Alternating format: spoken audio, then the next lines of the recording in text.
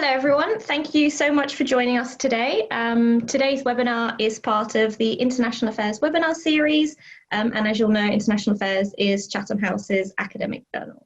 My name is Leah Dehaan, I'm a junior editor for the journal, and I'll be today's chair. Now, before we get to today's brilliant topic and our speaker, there's a couple of things I should first state. Now first, today's event is on the record and it is being recorded. Second, we hope to answer as many of your questions throughout this webinar as we can. You can submit any questions through the Q&A function, which is at the bottom of your screen. Now we'll go to our speaker presentation in a moment, but you can submit questions throughout and then we'll answer them after that. You're also able to ask any questions anonymously. Now, without further ado, let me introduce today's speaker, Dr. Elizabeth Pearson. Dr. Pearson is a lecturer at the Hillary Rodham Clinton School of Law and Criminology at Swansea University. Her research is focused on gender, extremism, and countering this extremism. And that is also what today's webinar is on, as it is based on her recent International Affairs article, which is entitled Extremism and Toxic Masculinity, the Man Question Reposed. This article is actually free to access on the International Affairs website, and I'll also make sure to post a link in the chat so you can all access it. Thank you ever so much, Dr. Pearson, for joining us today. Well, thank you very much for having me, and thank you for the introduction. I'm going to talk for about sort of 20 minutes today, as you said, on toxic masculinity and terrorism, or more specifically, really, extremism and the radical right. And this is based on a paper that I wrote that was published last November. It's actually an edition celebrating the work of a feminist IR professor, Marysia Zalewski. I'm not really going to talk about Marysia's work here, but I would encourage people who are interested to explore that further on their own. And what I am going to talk about really is field research. So this is an image, it's not my image, but it's an image from an EDL demonstration, an English Defence League demonstration, and I was researching the radical right for my PhD at King's College London, and I was going to demonstrations like this. I was talking to people who were active in the English Defence League, the EDL, in Britain First, and in other groups who explicitly opposed Islam, Islamism, and what they see as the Islamisation of the UK and the West. So I'm going to draw on that research for this presentation, and I do use some transcript. Clearly, the views of many of the participants are offensive. Please be warned that some of the transcript contains language that people will find offensive. And I should also mention that the broader research that this presentation is based on was about gender and UK extremism. So actually, I was talking not just to people in the radical right, but to followers of Anjem Choudhury, who is the leader of the banned group Al Muhajirun, so Islamist groups. And I think it's important to say that one of the reasons I was able to access the radical right is because I was white. It is a privilege, part of white privilege, to be able to do that kind of research. And I think this research is particularly important at the moment as we have protests all over the world to make the point that Black Lives Matter. And one of the points that I make in this paper is that, you know, institutional racism, structural racism, Islamophobia, these are not just properties of particular groups and particular people. This is something that all of us have a responsibility to address, and that what we see as extremism cannot be thought of as distinct from mainstream society in many different ways. So that's one point. In today's presentation, I'm going to talk briefly about why toxic masculinity is important to consider in the context of extremism. All of these terms, extremism, the radical right, these are all kind of contested and discussed terms, which perhaps I can go into more about in the Q&A if people are interested. But I was concerned about the term toxic masculinity and how it was being used in the extremism context. So I want to talk in this presentation about why I think toxic masculinity is not a good fit for the type of actors that I was seeing in my research. And for these reasons, that it misses the complexities of masculinities, a range of masculinities. in men's activism within the EDL, the English Defence League, but also more broadly, that it excludes the participation of women, which is important, and it exceptionalizes particular men as problem men whose responsibility it is to fix extremism. So it lets us off the hook, essentially. So what am I talking about when I'm talking about toxic masculinity? Well, there's a definition that I use in the paper, which is from Cooper's, who talks about toxic masculinity as this sort of constellation, almost like a syndrome of socially regressive male traits that serve to foster domination, the devaluation of women, homophobia, and wanton violence. So definition is doing a lot. It's about values, it's about behaviors, it's about consequences, but it's also about something that is regressive and that is male. It's about male bodies, it's about men. And I'm not saying that this definition does not have any meaning or value at all. That is not the point that I'm making. But I would say that in the context of extremism, what we are seeing more and more is both more probably in mainstream discourse, but also in some academic discourse, the term used as this kind of explanation for why extremism happens. And not just an explanation, but a way of making an equation between different types of ideologies. So here, an image of Anjan Chowdhury, who I mentioned before, who I met and interviewed, and Tommy Robinson, who was the co-founder of the English Defence League, who I also met and interviewed. And the term is used to make some kind of equation that toxic masculinity is kind of the root cause of both of the movements associated with these figures. That they're both essentially manifestations of the same problem, which is toxic men, and that there is a gendered equivalence between these two movements. And it wasn't something that I found straightforwardly actually in my research, that there is this straightforward gendered equivalence in a variety of different ways. But I found that the application of the term toxic masculinity was particularly, I think, unhelpful in really understanding what's going on in these particular movements, which of course both are a key priority for this government and more broadly the far right or radical right, and anti-Islam, and also Islamism and jihad is violent jihad are security priorities for many different governments.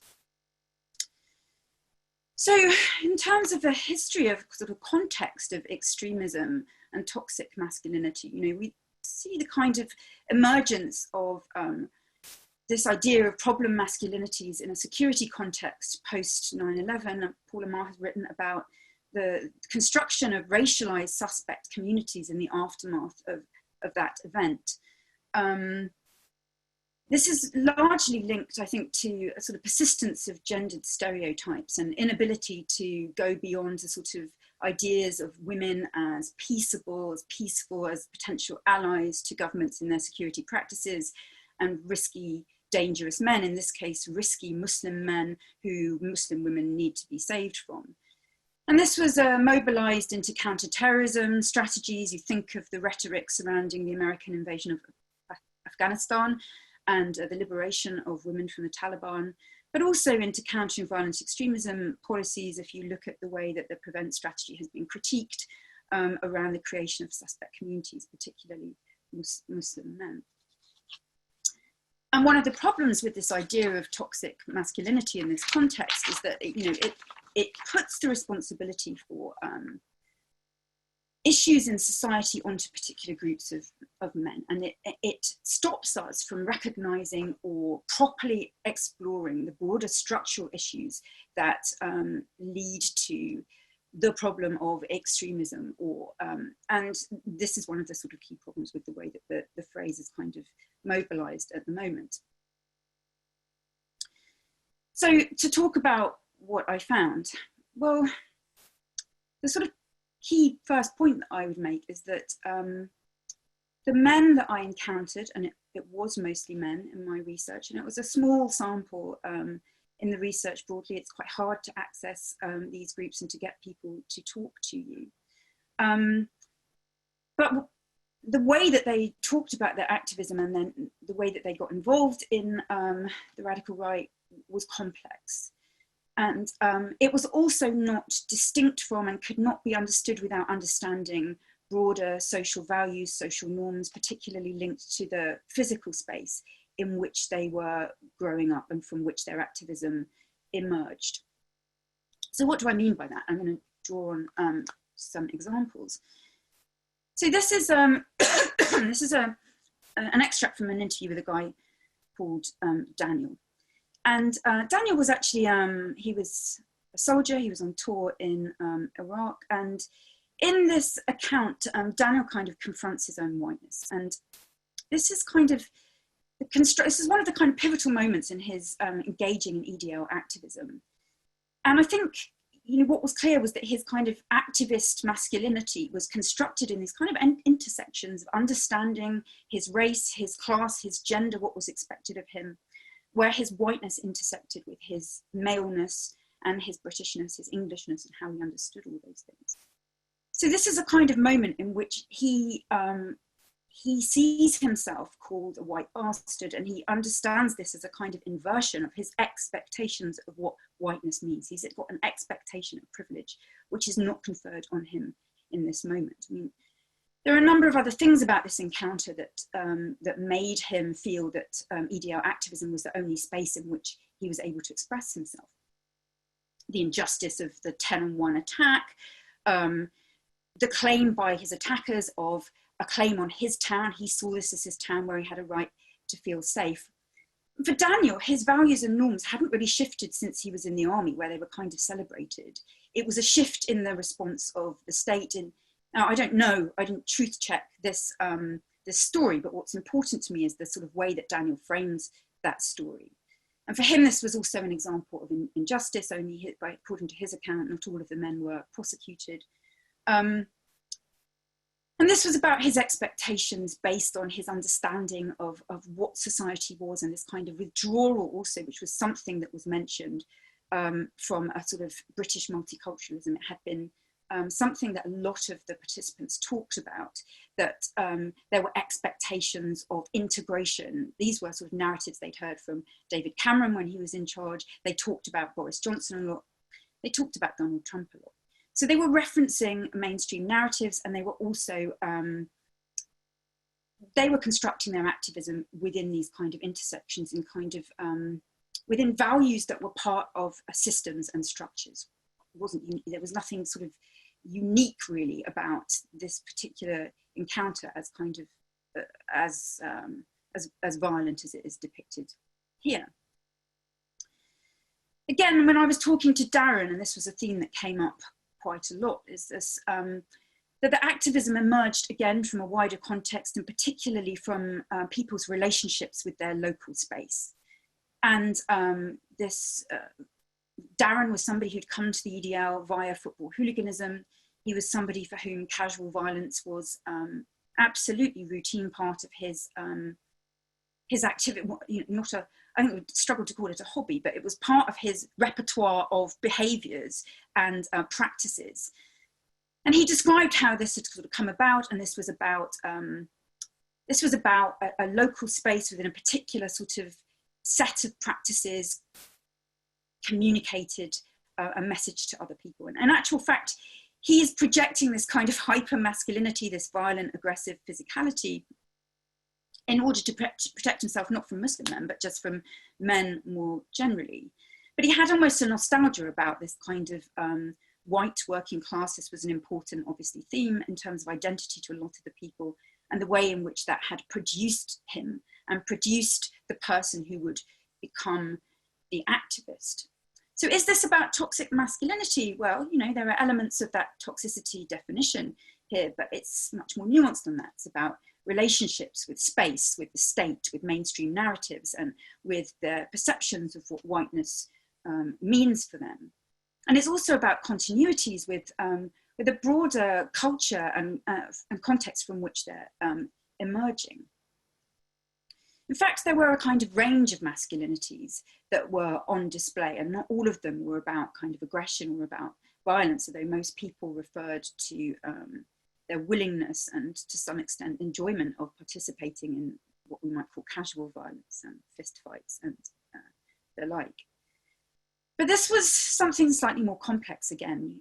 The idea of protecting white women has always been a sort of part of the ideology of the far right, protecting women from the outsider men, but it's slightly different here. It's not quite what Cooper suggests, because the EDL and other radical right groups mobilize arguments around gender equality, which does something to this idea of protection in men's activism.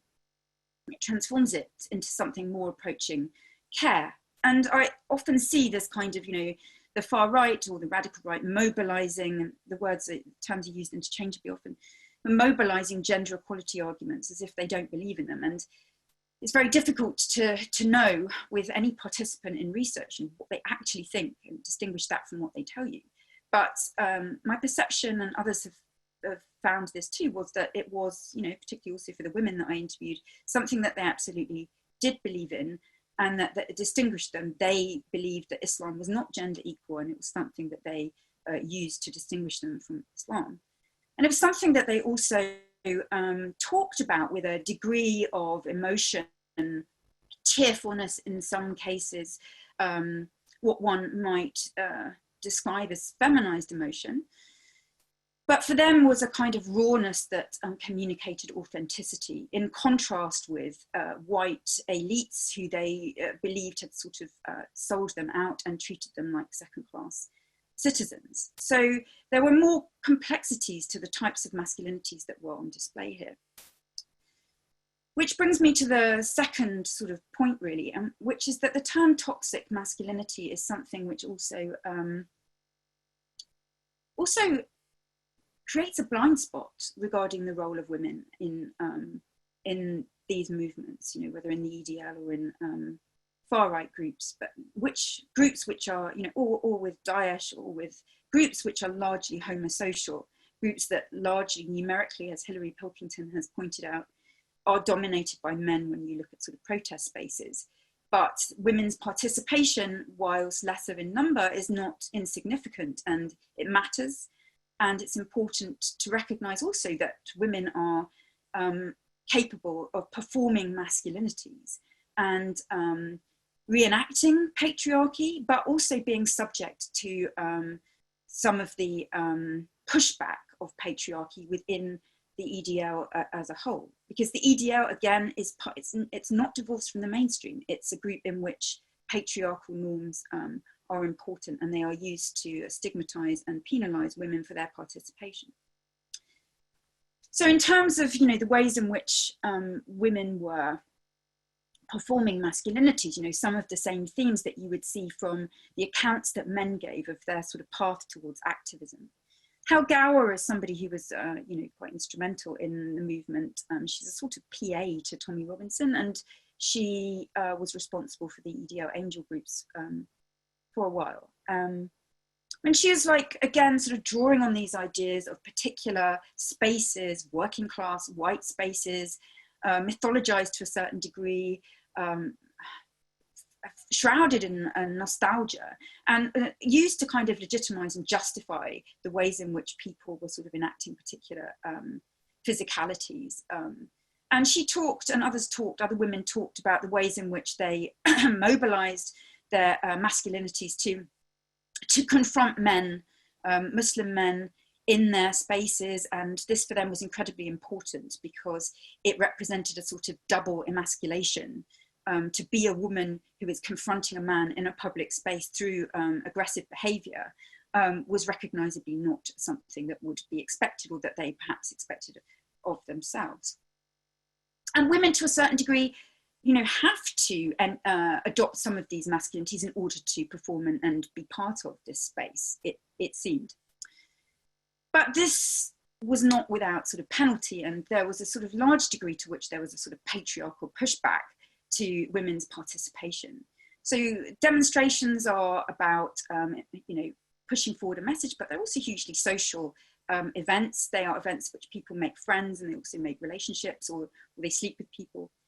And there were penalties for certain sort of masculinized behaviors, behaving like the lad, sleeping with a lot of people, was stigmatized in the same way in which, you know, sexual behaviour of white working class women is stigmatised more broadly in British society. So some of the words that you see here about the EDL angels, who did not have a good reputation within the participant sample that I had. Disgusting, they are out for the dick, that they are not ladies, they are spread their legs like slappers, they're filth bags, they despise them, etc., etc. And there's a, you know, obvious hypocrisy to this, and this is absolutely an example, I think, of the ways in which the EDL is not, you know, it absolutely should not be seen as distinct from, and the activists are not distinct from the rest of society in many respects, and and our wider social norms. So what am I kind of concluding from this? This is an image from online. This is the kind of thing that troubles me, because each mass murderers, gang members, extremist group recruits, they're always men, and it's about toxic masculinity. But what does it really mean? What does it really tell us about how each one of these people came to be where they are? What stories is it hiding, and what stories is it enabling? And for me, it hides far more than it enables, and it creates this kind of oversimplification of the reasons why people become involved in violence or extreme ideologies. And it does more to mar misunderstanding than aid it. I think that those narratives occlude the complexities, as I said, of how masculinities are constructed and performed in their relationships with wider society and cultures and spaces, and by who, particularly when thinking about women's participation and the importance of that. Masculinities in this instance are constructed through class and race. They are to a large degree about patriarchy, and toxic men can't really be responsible for fixing patriarchy. They're probably some of the least able people to fix the problems that are inherent in broader society, whether that's Islamophobia or misogyny or racism. And I think that, you know, I haven't dwelt on it here for reasons of time, but I'm interested in the way in which countering violent extremism policy and counterterrorism policy responds and incorporates gender.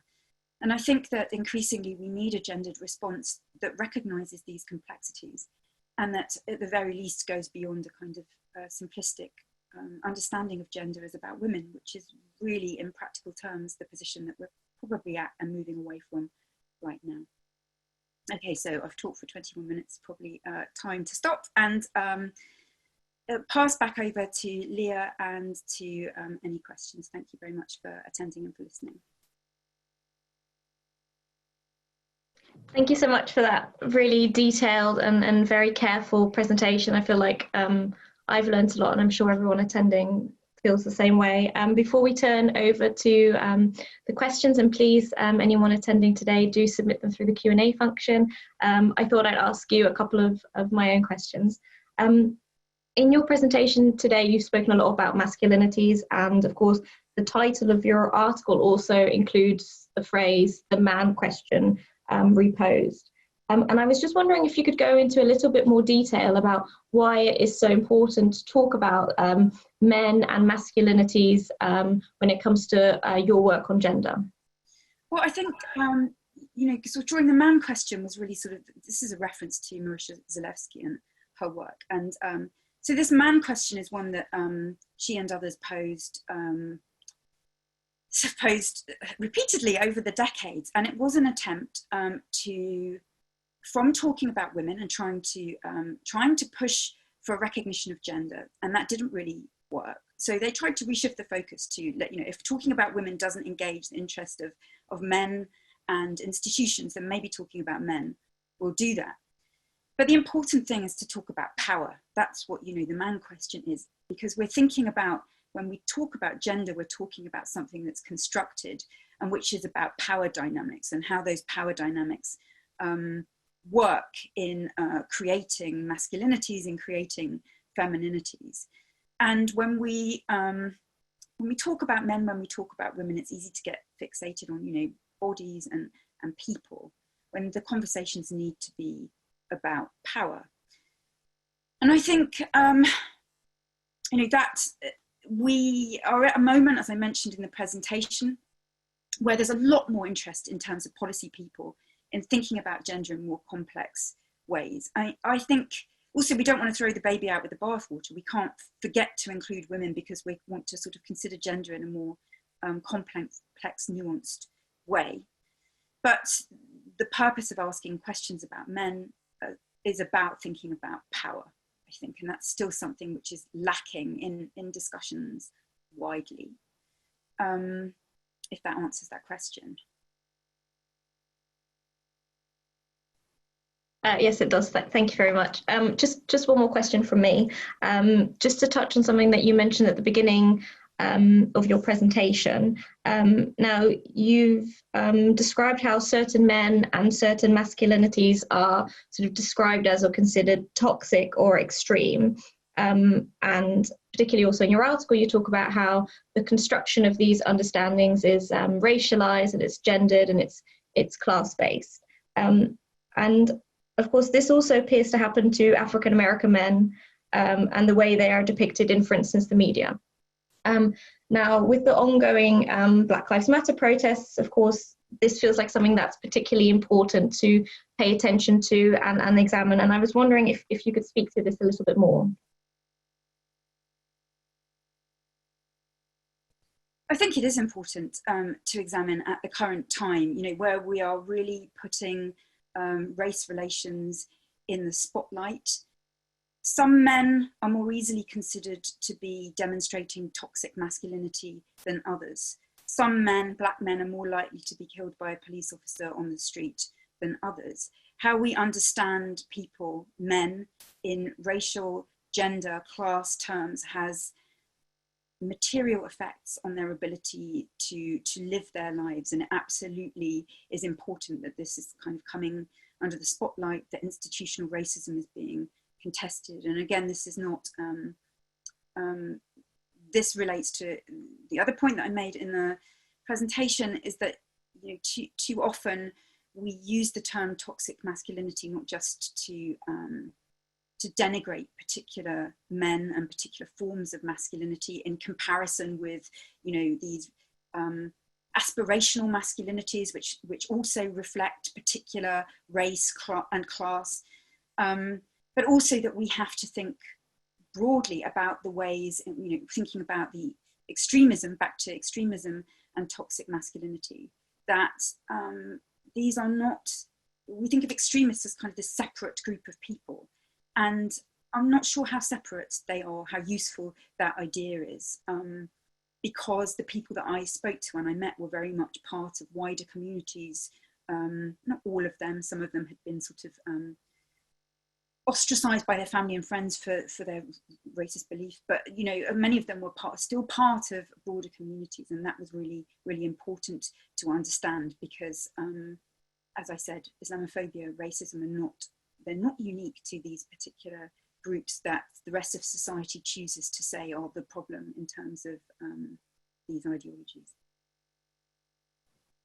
Thank you very much. Now, we've had a couple of questions in about policy relevance, and I know you mentioned it at the end of your presentation, but I just wondered if you could speak a little bit more about what changes you would like to see based on the work you've done.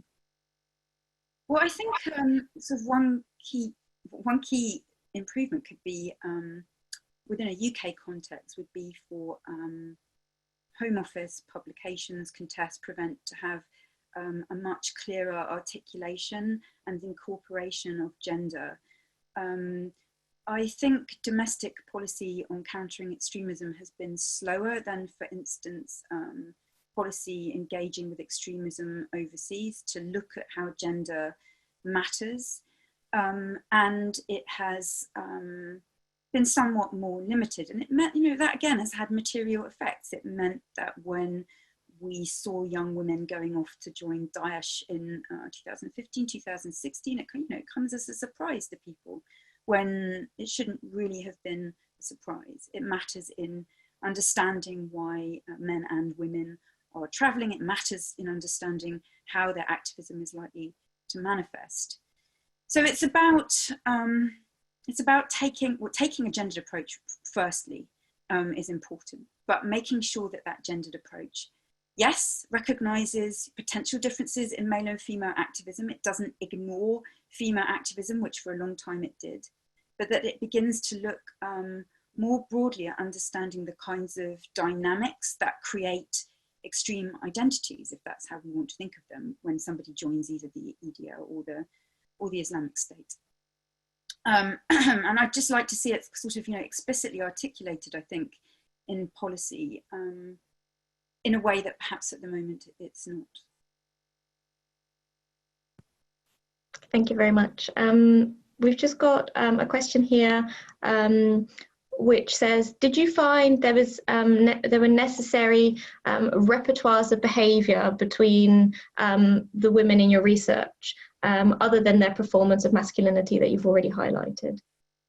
Well, one of the interesting things I think about the research was that I really struggled to get access to women for a variety of different reasons. So when I was writing about this, and I've got a book coming out next year which is based on the thesis, but it's quite important to engage with the ethics or the methodologies of kind of exploring extreme groups. So one of the important things in sort of understanding that is how you are perceived by those people that you are seeking to come into contact with. And as a sort of white woman who used to work for the BBC, it's kind of it wasn't easy to get, and I was always honest about who I was, and I was always I had a sort of explicitly empathetic approach to the subjects, in that though I didn't agree with them, I contested their views. If they asked me what my views were, I was honest with them. That I also didn't make judging them or opposing them the kind of core thing. It was about talking to them and getting their responses and their narratives.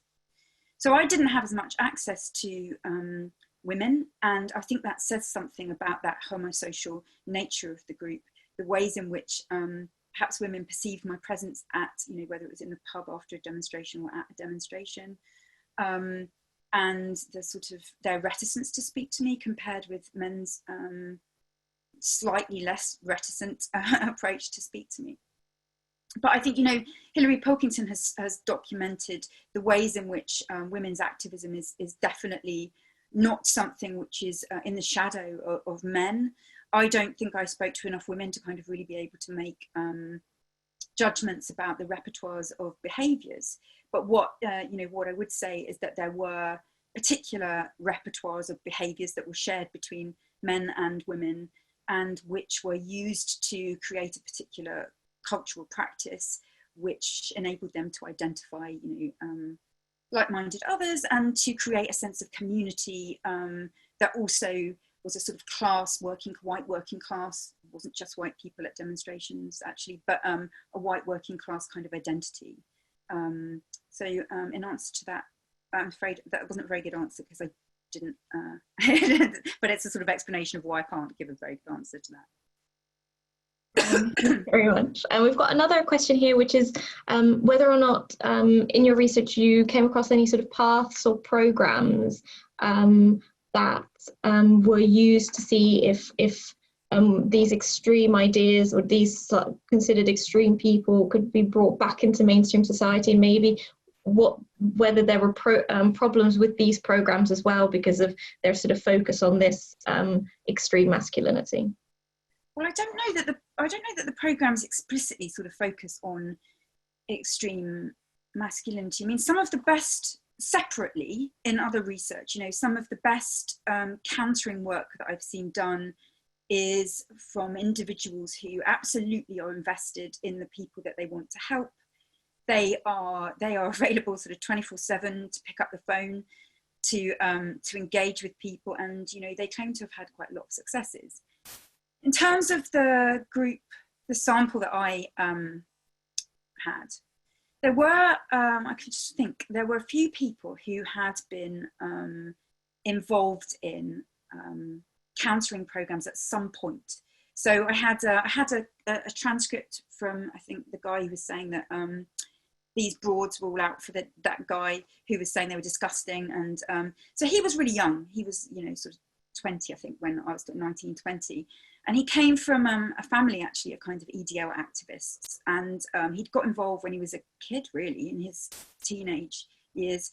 And his school had really had tried to work with him to some degree, but it was a non-successful attempt, and then he ended up being excluded. And, you know, I don't know, that, again, the truth of what actually happened. It appeared to me that he had been, you know, and he was hostile to attempts to work with him, but it didn't seem that these attempts had persisted. And, you know, his exclusion had not, it had not enabled him to actually, you know, he was becoming more and more involved in the radical right on his own terms, like organising his own groups. You know, subsequently, I think he's become more far right. He's involved in other groups now. So it's so it was a failed intervention. Of course, Tommy Robinson had also memorably been brought into the fold of Quilliam some years ago, and that again didn't work. It misfired, and it created more of a problem than so there had been interventions, but they were not successful interventions in the participant sample that I met. So they talked about those interventions, and they did not regard them as well-intentioned. And the same was true actually in the Islamist sample. It failed interventions with the people, and if they hadn't failed, then they wouldn't have been in my sample group. So I guess kind of. Thanks very much. And we've actually got a couple of questions which I think relate something you also speak about a lot in your article, which is sort of these different types of masculinities which members of the group exhibit, and sort of how you imagine that these types of masculinities develop, but also maybe how policy should relate to the different types. Should it be trying to enable certain type of masculinities and prevent others, or is this the wrong way to approach it? Well, I think, you know, from other people, so someone like David Dury-Smith, who's done a lot of work on masculinities and also done a lot of work on the ways in which masculinities are engaged by counter NGOs working on countering radicalisation, for instance, in different global contexts. You know, they can work successfully with masculinities, and absolutely, I think that there are some practices, some behaviours, some masculinities which are more problematic, more divisive, more than others, both for the individual and for society at large. But I think, you know, the article kind of, you know, sounds a note of caution. I think it's right to be thinking about masculinities. I think it's right to be working on masculinities, but I guess it's kind of who is doing this and how. And you're always working with individuals, because nobody's kind of story is can be grouped particularly. I think from this particular research, and I'm talking about the range of masculinities, is that there are masculinities which are shared with wider society. There are positives to the ways in which people are exploring their extremism. There is caring, there is emotion. There are things that are going on which they understand as positive, and which perhaps more of us would understand as positive, even though the outcomes are extremely negative in terms of their activism. So yes, I think it's about recognizing also that many of these masculinities, or these identities really, they are emerging in response to state practices, and the role of the state is really, really important. So what is perceived as state hypocrisies, what came up sort of time and time again. Why is Boris Johnson allowed to talk about and criticise the niqab when I'm not? And the only difference that the participants could see was one of class and education. And it was extremely mobilising, and that it gave them a justification for their activism. So it's about thinking, you know, where these identities, where values, where masculinities are shared more widely, and how one engages with them on a broader social level, not just within countering work with particular individuals who've been active in these problem groups. Thanks very much. There's an interesting question here from Kaleem, who asks about toxic femininity and whether you've done any research on this, and potentially how it relates to toxic masculinity. Well, I will confess that I think that the article and broadly is neglectful of the sort of idea of femininities, and partly that is partly that's about space, and partly, you know, again, you know, I'm focusing on the term toxic masculinity because it's a prevalent term. I don't think, you know, it's right to ask the question about femininities, but I think it's a word and a concept that probably sounds alien, unfamiliar to most people, and particularly in the context of thinking about extremism, where we do know that numerically it can be, particularly in violent roles, it can be men who are sort of at the forefront, as not to neglect women. So I think that there is emergent work and there is scope for more. And, you know, it's impossible to understand masculinities really without understanding femininities. And it's impossible to understand men's engagement holistically without thinking about the ways in which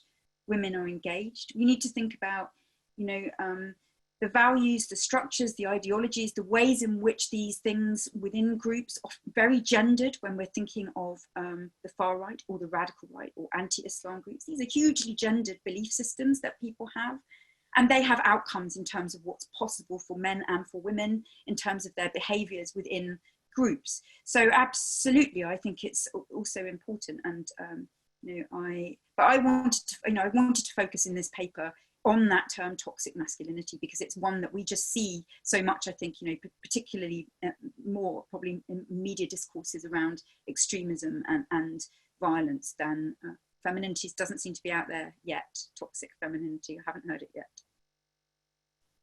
We've also had a couple of questions about what your experience researching sort of toxic masculinities is in other extreme groups and potentially outside of the UK, and whether there are clear differences or that it seems to be very similar.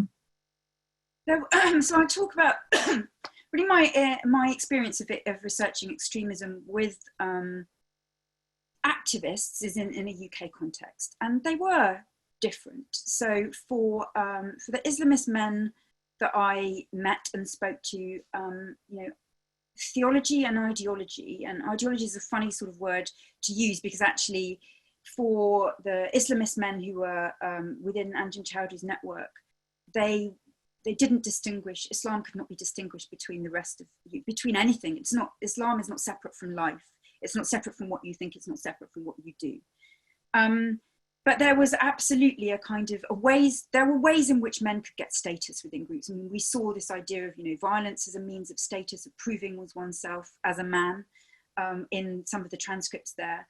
And, but for the Islamist participants, it had to be the right kind of violence. It had to be justifiable in very explicitly theological terms, otherwise it didn't really count. And it had to be embedded within scholarship, learning, were incredibly important, again, to prove masculinity and to prove manhood. And it was almost the reverse with the men in the radical right scene. Learning was part of elites who didn't understand what it is to really be in their communities where they saw the problem. Learning was something that people did in books. People like me were just going to read stuff in books and we don't really understand because we can't live this experience. And there was a kind of claim to superior knowledge through experience. And that wasn't the same thing in the Islamist participants. It was about, or at least they said it was about understanding, you know, always understanding the theology, always being able to refer to Islam. And most of them were learning Arabic or could speak Arabic and were, you know, seeking to improve their own learning in order to validate and justify. And this was a really important in terms of status as men within that network. Wonderful, thank you very much. I think I'll just ask one final question, and there's been a couple of questions about this. I'll just try and roll them into one, about sort of how this affected, or this masculinity affected women's roles within the EDL. Were there female leaders that you know that were there, or how did it affect sort of the recruitment? But I'm also wondering to what extent there was an uncomfortable relationship with misogyny within the way that was spoken, because what we've seen that is that there are clear examples of misogyny both being used as reasoning, but also internally practiced. And I was just wondering how this actually functions. So if I sort of, sorry, speak more widely about, so the wider research, I talked to people, I went to Britain First demos, I went to some For Britain demos. So For Britain is sort of set up by Anne-Marie Waters. Britain First, I interviewed the then deputy leader Jada Franson a few times, and you know, there was very different things going on in terms of gender across this whole sort of space, if we can think of it as one space, in that they were all united. They had their differences, but they were essentially, they had this cause of being anti-Islam. And they seem to be coming together, some of these actors, a bit more now. But so women at times embodied misogyny, they embodied patriarchy. Jada Franson was somebody who was absolutely determined to sort of present herself as this sort of Boudica figure. She's both symbolically a fighter. She's also somebody who will get, you know, who will get confrontational, get physical with the people that she is. And she's very proud of that. And she talked about that.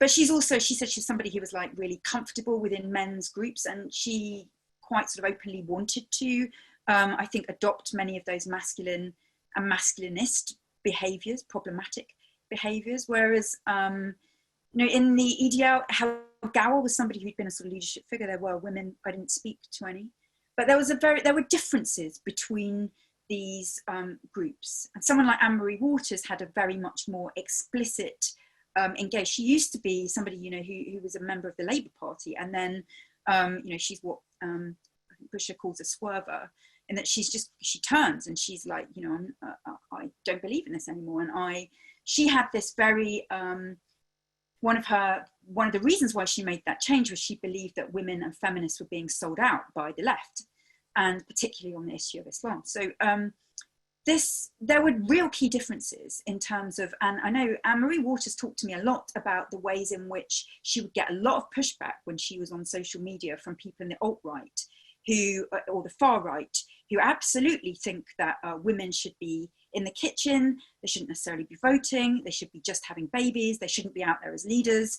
And she was as forceful with them as she was with other people who she was more sort of openly, but she, you know, she was kind of frustrated by the fact that, although she shouldn't have been surprised by the fact that the wider far right space is not necessarily a space which is sympathetic to women in leadership or assertive roles. So there were real differences going on. We talk about the far right very often as one kind of umbrella for actually what is a variety of different ideological repertoires, different activities, different ideas about what men and women should be doing. And I think it's really important to disaggregate and, you know, look at explicitly what are the differences and how do they relate to women. But of course, I didn't meet any women leaders in the Islamist side. So this was something which was more particular to the sort of anti-Islam movement that I studied. Wonderful. Well, I think we'll wrap up with that. Thank you ever so much for coming to speak to us today. I think it was brilliant. And thank you to everyone attending and for submitting your brilliant questions. Oh, thanks so much for having me, and thanks to everyone for listening and for the questions. It's been really great. Thank you. Wonderful. Have a lovely day, everyone. Thank you.